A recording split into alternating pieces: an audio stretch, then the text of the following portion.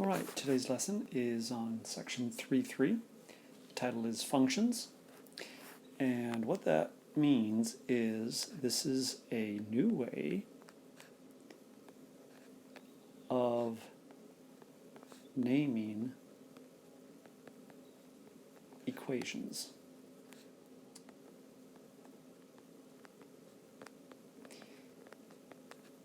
And this new way looks something like this. So you have a function. We start off first of all with a letter. That letter F in this case refers to the name. In the parentheses after that letter F is the variable that represents the domain. 99% of the time that variable, you guessed it, is going to be x. So after the f and then the parentheses x is an expression, and sometimes it'll say things like negative 6x plus 7 or some algebra expression like that. Okay?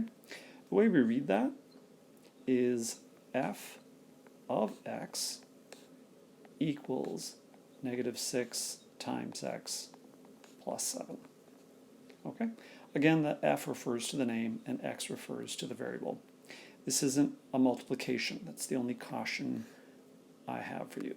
All right, here goes our first example, and there are 3 today. Number 1, we have a function, and it says f of x equals negative 4x plus 7, and the first problem says f of 2 equals, and now we need to figure out what is f of 2. What that means is we're going to take the 2, and wherever we see the x, we are going to plug it in. Okay? So I'm going to write negative 4 times 2 plus 7. Now we need to do a little arithmetic.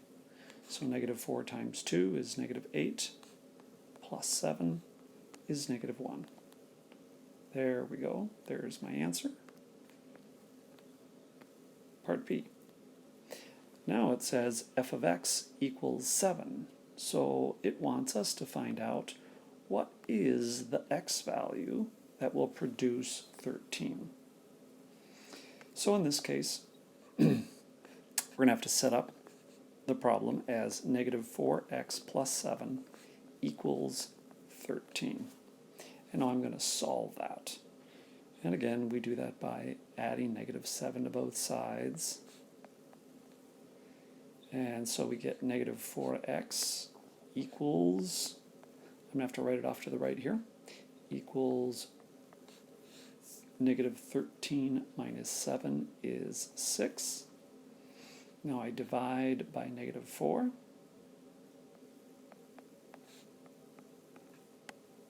And we get x to be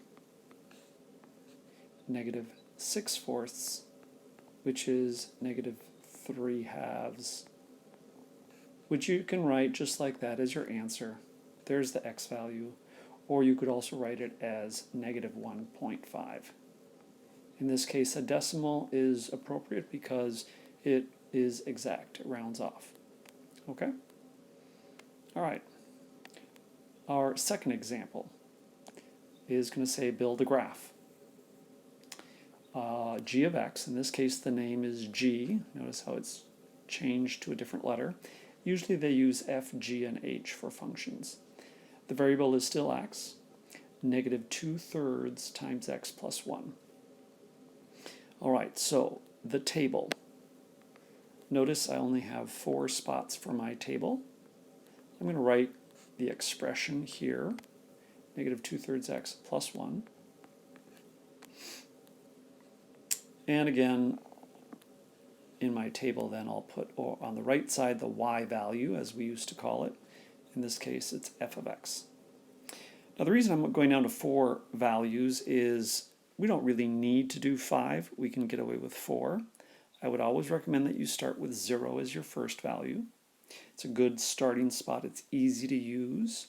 So plugging it in, negative 2/3 times 0 plus 1 gives me just 1. Pretty easy to do. A lot of times kids choose 1 at this point, and you could take negative 2/3 times 1 plus 1. I wouldn't recommend that though, because 1 times negative 2/3 is not a nice number. So I'm going to undo all that, and instead of choosing 1, I'm going to choose a number that is going to give me a nice value.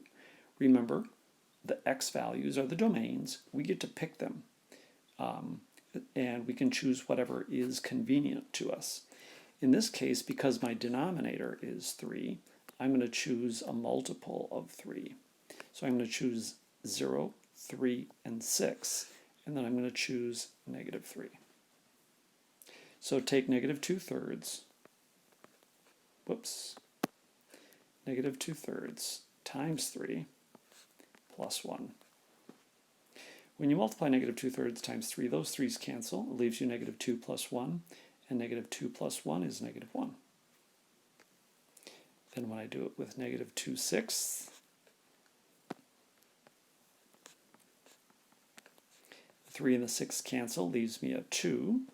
Negative 2 times 2 is negative 4, and negative 4 plus 1 is negative 3. I'm starting to see a nice little pattern here in my jumps. I can pretty much guess what's going to go there. I'm going to check and make sure that that is, in fact, the value. So negative 2/3 times negative 3 plus 1. The 3's cancel. Still have that negative sign.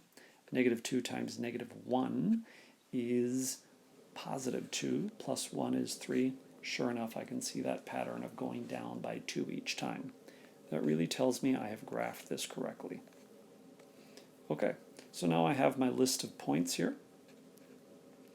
Negative 3, 3, 0, 1, 3, negative 1, 6, negative 3. Okay, and we'll come over here to my graph. On my x-axis, I'm going by 3's, so I'm just going to mark where those 3 values are, and I'll mark that as 3, and I'll mark that as negative 3. Okay, so negative 3, positive 3. There's my first dot. 0, 1, 3, negative 1. Right in the way of my number 3. I'll move off to the right there a little bit. And then 6, negative 3. You can see those dots all lined up in a nice straight line. And if you have a straight edge, you can actually get it to go through them all exactly precisely. Hopefully that, got one more example. One last example. This one here involves a word problem. You're going to a concert and you're buying some tickets. Notice here the function name is C. That refers to the cost of buying T tickets with a $10 coupon. So notice here we have 17.5 times T minus 10. So that would be that each ticket is $17.50, and we have a $10 coupon. They'll ask you things like, what does C of 3 mean? And C of 3 means we are buying 3 tickets. And what is the cost of that? So in this case, the cost of buying 3 tickets is 3 times 17.50. Let's see if I can do some quick math here. 17.5 times 3, 5 carry 1, 22, 2, 52.50. So 52.50 minus the $10 gives me 42.50. Since it's a money problem, I'm going to put the dollar sign on it, and the cost of the 3 tickets would be $42.50. All right, the second example here, or a part of this problem, is what is C of 5 is greater than C of 4. And that means that buying 4 tickets is, or 5 tickets, sorry, is more than buying 4 tickets. And that should be fairly obvious. But just interpreting the symbols in terms of what does that expression mean when we say C of 5 is greater than C of 4. All right, hopefully that makes sense. Good luck in your homework. And again, the